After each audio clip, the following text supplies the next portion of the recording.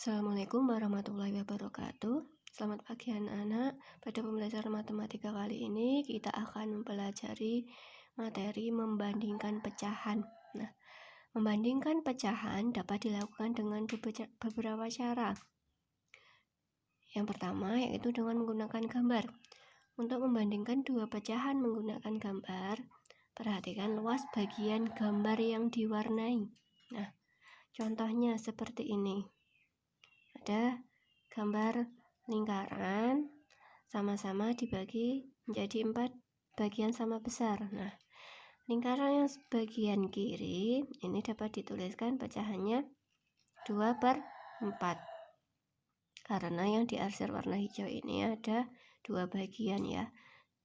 Kemudian lingkaran yang sebelah kanan ini dapat dituliskan pecahannya 3/4 karena yang diarsir 3 bagiannya. Untuk membandingkan pecahan tersebut, dilihat luas bagian gambar yang diwarnai hijau ini ya anak-anak. Ternyata lebih besar yang bagian kanan ya, lebih luas bagian kanan, maka tanda ini menghadap ke yang bagian lebih luas. Nah, 2/4 lebih kecil dari 3/4.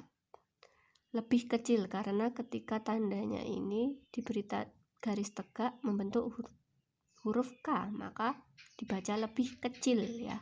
Nah, contoh yang kedua yaitu lingkaran bagian kiri dibagi menjadi 2 bagian sama besar yang diarsir 1 bagian, maka pecahannya dituliskan 1/2. Kemudian lingkaran yang bagian kanan ini dibagi menjadi 3 bagian sama besar, namun yang diarsir warna hijau hanya 1 bagian, maka pecahannya dituliskan 1/3. Nah, ketika akan dibandingkan 1/2 dibandingkan dengan 1/3, lebih luas mana bagian gambarnya? Ternyata lebih luas yang 1/2, maka tandanya menghadap ke yang lebih besar 1/2 ya. Nah, maka ini dibaca 1/2 lebih besar dari 1/3.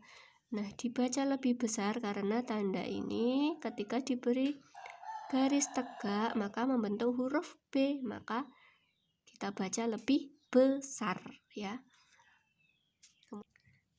Ya, kita lanjut cara yang kedua dengan menggunakan garis bilangan pecahan. Perhatikan ya anak-anak, ini gambar garis bilangan pecahannya. Garis bilangannya ini dibagi menjadi 2 bagian sama besar, maka di ujung kiri dituliskan 0, kemudian 1/2, kemudian di sini dituliskan 1. Kenapa di sini dituliskan 1? Karena setelah 1/2 ini 2/2. 2/2 sama dengan 2 dibagi 2, maka sama dengan 1. Dituliskan aja langsung 1. Kemudian garis bilangan yang selanjutnya ini dibagi menjadi 3 bagian sama besar, maka di ujung kiri dituliskan 0, lanjut 1/2, lanjut 2/3, lanjut 1. Kemudian garis selanjutnya dibagi menjadi 4 bagian sama besar, maka dituliskan 0, 1/4, 2/4, 3/4, dan yang terakhir 1. Kemudian yang ini bawahnya dibagi menjadi 5 bagian sama besar, maka dituliskan paling ujung 0, kemudian 1/5, 2/5, 3/5, 4/5, dan yang terakhir tuliskan 1. Kemudian garis bilangan selanjutnya dibagi menjadi 6 bagian sama besar, maka paling ujung kiri dituliskan 0, kemudian 1/6, 2/6, 3/6, 4/6, 5/6, dan ujung kanan tuliskan 1. Kemudian yang terakhir ini dibagi menjadi 8 bagian sama besar, maka dituliskan ujung kiri 0, 1/8, 2/8, 3/8, 4/8, 5/8, 6/8, 7/8, dan 1. Nah, untuk membandingkan pecahan, maka kita perhatikan letak dua pecahan yang akan dibandingkan.